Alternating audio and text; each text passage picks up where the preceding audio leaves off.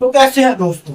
ये वीडियो बहुत ज्यादा इंटरेस्टिंग होने वाली है। इस वीडियो में हम बात करेंगे भारत, इसराइल, ईरान और अमेरिका के बारे में। तो सबसे पहले हम डील करते हैं इस वीडियो में भारत की इम्पोर्ट की ईरान में, जिसे ईरान को वो जिस पोर्ट से वो ईरान के जरिए इस खिते को डील करता था, इस रीजन में अपनी वैल्यू बढ़ाने के लिए उस पोर्ट पर बहुत ज्यादा इन्वेस्टमेंट भी कर रखी थी भारत ने। उसका नाम था चाबहार एयरपोर्ट।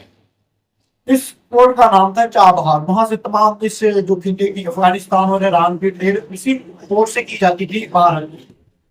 लेकिन अब जो ईरान में सूरत हाल बन चुकी है, जितनी खतरनाक सूरत हाल हो चुकी थी, तो भारत पर अमेरिका ने दबाव डाला कि वो इस पोर्ट पर इन्वेस्ट करना बंद करे और इस पोर्ट से अपना तमाम एसेट्स वापस ले जाए। तो इसी वजह से भारत को बहुत बड़े पैमाने पर प्रेशर उठाना पड़ा। लेकिन अब ईरान को राजी करने के लिए भारत कभी भी अमेरिका को नाराज नहीं कर सकता, क्योंकि बहुत ज्यादा क्लैशेस तो पहले ही रूसी तेल को लेकर चल रहे हैं। हालांकि मैं इस बात को नहीं करता, भारत गलत कर रहा है इसको ये भारत का अपना सीएम था जो सस्ता तेल मिल रहा था उसने खरीदा। लेकिन पाकिस्तान भारत ने रूस को और अमेरिका के यहाँ पर सबसे ज्यादा बड़ा मसला ये पैदा होता है कि भारत होकर के मोसाद जो इसराइल की एजेंसी है उसने मुकम्मल तौर पर इस वक्त हर किस्म के अटैक करने की कोशिश शुरू कर रखी है, यानी कि साइबर अटैक और जमीनी अटैक पर वो अपना काम जारी कर रहे हैं। और लेकिन दूसरी तरफ ट्रंप ये बयान दे रहा है कि मैं अब नहीं अटैक कर रहा ईरान के ऊपर, मैंने खुद को फाइल कर लिया है। कि इंटरनेशनल मीडिया को उसने ये खबरें दी है कि वहां ईरान पर किसी किस्म का अटैक नहीं कर रहे इस वक्त।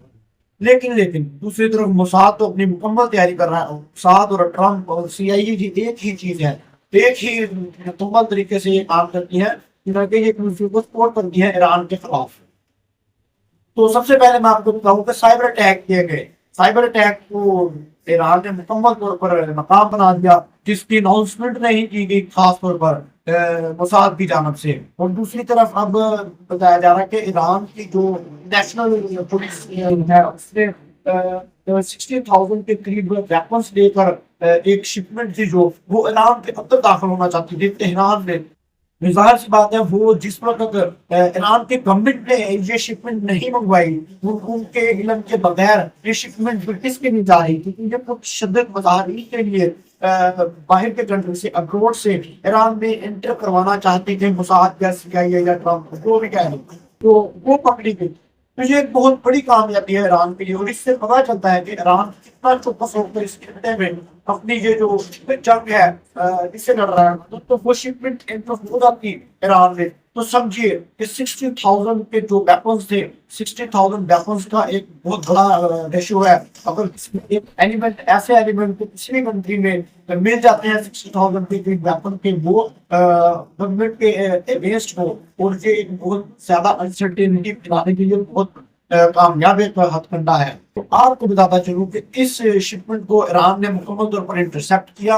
और अब बताया जा रहा है कि ईरान की जो नेशनल पुलिस है उन्होंने मुकम्मल तौर पर इन कामयाबियों के बाद रशिया और चाइना ने भी मुकम्मल तौर पर ये सदर आयतुल्लाह खामेनी और ईरान की पुलिस है जो उसे वार्न किया है कि आप बहुत ज्यादा अच्छा काम कर रहे हैं और आप इस काम को मुकम्मल तौर पर ध्यान से कीजिए कि किसी भी किस्म की खराबी ना पैदा हो। और वो मुकम्मल तौर पर सपोर्ट भी कर रहे हैं यहाँ तक कि ईरान की अपनी खुफिया डिवाइसेस के जरिए।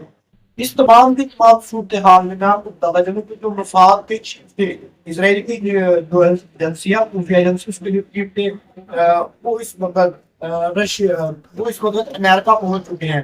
उनके पहुंचने की वजह क्या है, वो सबसे पहले तो ये डील कर रहे हैं ट्रंप के साथ कि किस तरह ईरान को इस वक्त बैकफुट पे जिस पर लेकर आया है। उन्होंने तमाम किस्म की कोशिशें करके देखी, बॉम्बर का भी यूज कर लिया, खुफिया एजेंसीज का भी यूज कर लिया। तो बाकी ये किसी हद तक तो कामयाब हो चुके हैं।